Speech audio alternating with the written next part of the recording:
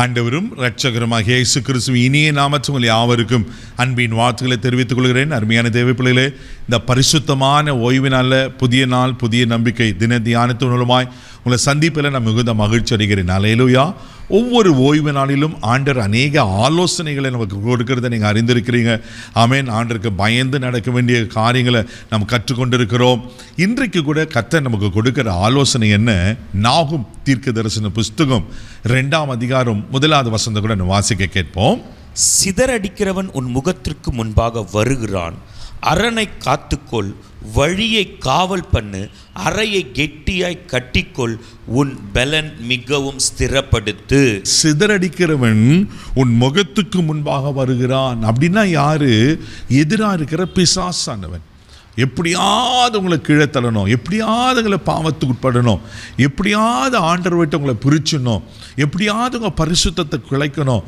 ஆமீன். எப்படியாவது ஆமீன் ஆண்டவரோடு நடக்கிற காரியத்தை ஸ்பாயில் பண்ணணுன்ட்டுன்னு போராடிட்டே இருக்கிறான். அதனால தான் 1 பேதுரு 5:8 வாசிப்போம், எவனை விழுங்கலாம் என்று கெர்ச்சிக்கிற சிங்கம் போல வகை தேடிட்டே இருக்கிறானா. தேவப்பிள்ளையில சிதறடிக்க முகத்துக்கு முன்பாக இருக்கிறதுனால நாம் என்ன செய்யணும்? 4 காரியங்கள் அழகாக சொல்லப்பட்டிருக்கு.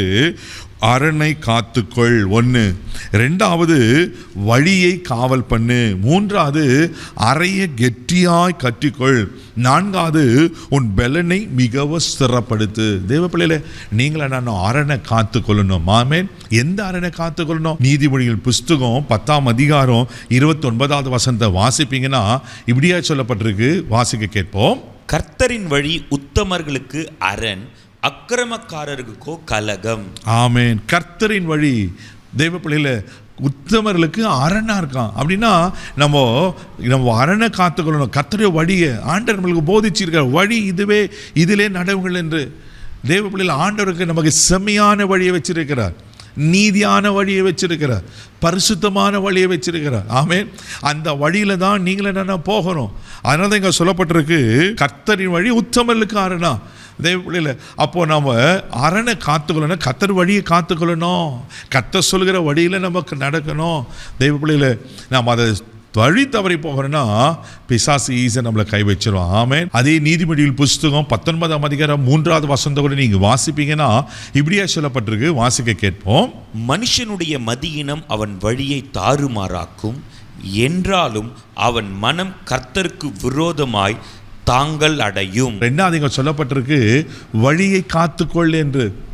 வழி எது காத்துக்கொள்ளணும்? இங்கே வசனம் அழகாக சொல்லப்பட்டிருக்கு, மதியினும் அவன் வழியை தாறுமாறாக்கும். நான் மதியினமாக புத்தியினமாக நடப்பேனாக்கா என்ன நடக்கும்? தேவப்பிள்ளையில் நாம் தாறுமாறான காரியத்துக்கு போயிடும். அப்போ நம்ம வழியை புத்தீனமாக வராதபடிக்கு வழியை காத்துக்கொள்ள வேண்டியது அவசியமாக இருக்குது. 1 பேதுரு புஸ்தகம் 1ஆம் அதிகாரம் 13ஆம் வசனம் கூட வாசிக்கும் போது அழகாக சொல்லப்பட்டிருக்கோம். வாசிக்க கேட்போம். ஆகையால் நீங்கள் உங்கள் மனதின் அறையை கட்டிக்கொண்டு தெளிந்த புத்தியுள்ளாய் இருந்து இயேசு கிறிஸ்து வெளிப்படும் போது உங்களுக்கு அளிக்கப்படும் கிருபையின் மேல் பூரண நம்பிக்கை உள்ளவர்களாய் இருங்கள். பாருங்க, 3வது சொல்லப்பட்டிருக்கு அறையை கட்டிக்கொண்டு. எந்த அறையை கட்டணும்? மனதின் அறையை கட்டிக்கொண்டு தெளிந்த புத்தியுள்ளவராக இருங்க. இன்னைக்கு மனசு குரங்கு போல அலைப்பாயுதல, இதை யோசிக்கிறோம் அதை யோசிக்கிற பாவத்தை, இது நான் அப்படி இருக்கணும். உங்கள் மனசு அப்படின்னா உங்கள் இருதயம் தெய்வ பிள்ளைகள் எப்படி இருக்கு யோசித்து பாருங்கள். உங்கள் அறையை நீங்கள் கட்டிக்கொள்ளணும். ஆமென். உங்கள் அரணை காத்துக்கொண்டு வழியை காத்துக்கொண்டு அறையை கட்டிக்கொண்டு தேவ பலனை நாம் பெற்றுக்கொள்ளும் போது நம்ம வாழ்க்கை பரிசுத்தமாக இருக்கும். எத்தனை சிதறடிக்கிறவன் வந்தாலும் தேவ பிள்ளையில் அவனாக சிதறி போவானே தவிர நீங்கள் நிலைத்திருப்பீங்க, நீங்கள் ஜெயிப்பீங்க. சிதறடிக்க உங்களை சிதறடிக்க முடியாது. அப்போ இந்த பரிசுத்தமான ஓய்வு நல்ல ஆண்டவர் எச்சரிக்கிறது என்னன்னா, சிதறடிக்கிற வரா உன் அறையை, உன் அரணை, உன் இருதயத்தை, ஆமென், எல்லாவற்றையும் நீங்கள் பாதுகாப்பாய் காத்துக்கொள்ள வேண்டும் என்று ஆண்டவர் உணர்த்துகிறார். நம்ம பாதுகாத்தா தான் அந்த பரலோக ராஜ்யத்தை சுதந்திரிக்க முடியும். தெய்வ பிள்ளைகளை இதெல்லாம் ஏன் நான் பாதுகாத்துக்கொள்ளனா, அந்த பரலோக ராஜ்யத்தை நீங்களை நான் சுதந்திரிக்கிறோம். ஆமென். சிதறடிக்கனுக்கு கைக்கு நாம் தப்பணும்னு ஆண்டவர் எதிர்பார்க்கிறார். கண்களை மூடி நாம் ஜெபிக்கலாம். அன்பு தகப்பனே, உமக்கு நன்றி சொல்லி துதிக்கிறோம், ஸ்தோத்திரப்பா. ஆண்டவரே, சிதறடிக்கிறவன் வருகிறான், முகத்துக்கு எதிராய் வரான்னு சொன்னது போல ஆண்டவரே உமக்கு ஸ்தோத்திரப்பா. அதுக்கு தப்பித்துக்கொள்ள எங்கள் அரணை, எங்கள் வழிகளை, எங்கள் அறையை ஆண்டவரே எங்கள் பலனை காத்துக்கொள்ள நீங்கள் உதவி செய்ய முடியாது நாங்கள் ஜெபிக்கிறோம்.